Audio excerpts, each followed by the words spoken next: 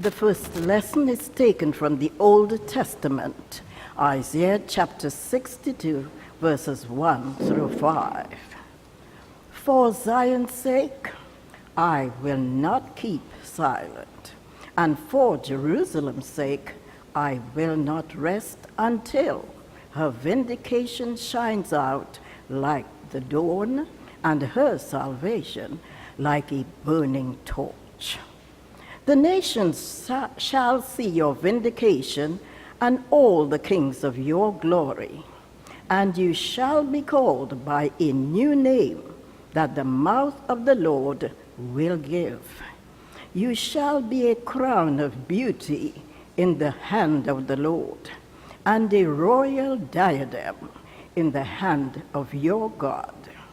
You shall no more be termed forsaken, and your land shall no more be termed desolate, but you shall be called, my delight is in her, and your hand married. For the Lord delights in you, and your land shall be married. For as a young man marries a young woman, so shall your builder marry you. And as the bridegroom rejoices over the bride, so shall your God rejoice over you. The word of the Lord. Psalm 36, verses 5 through 10, found in your prayer book on page 632.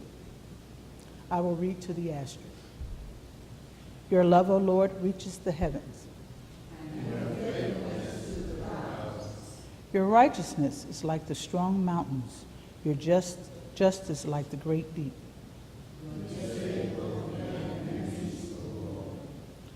How priceless is your love, O God.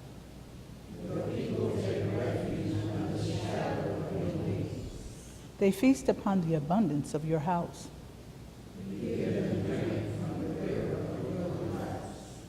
For with you is the well of life. Continue your loving kindness to those who know you.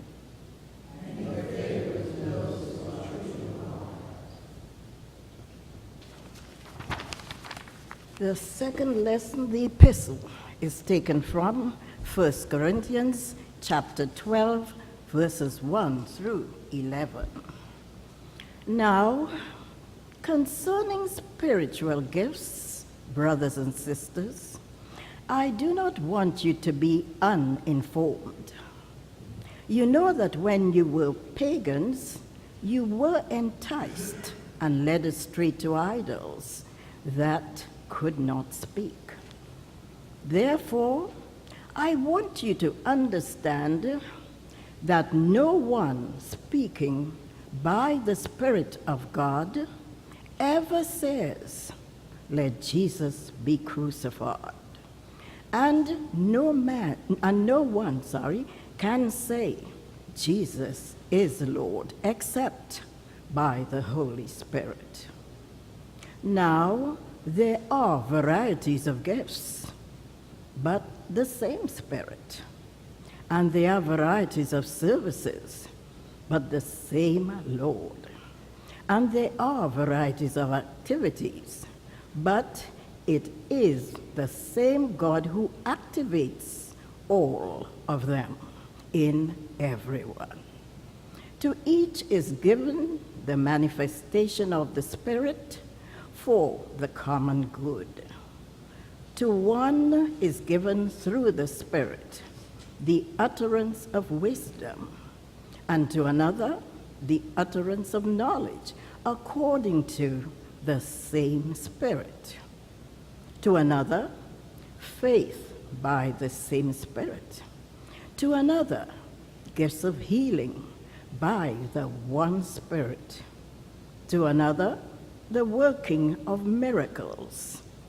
To another, prophecy. To another, the discernment of spirits. To another, various kinds of tongues. To another, the interpretation of tongues.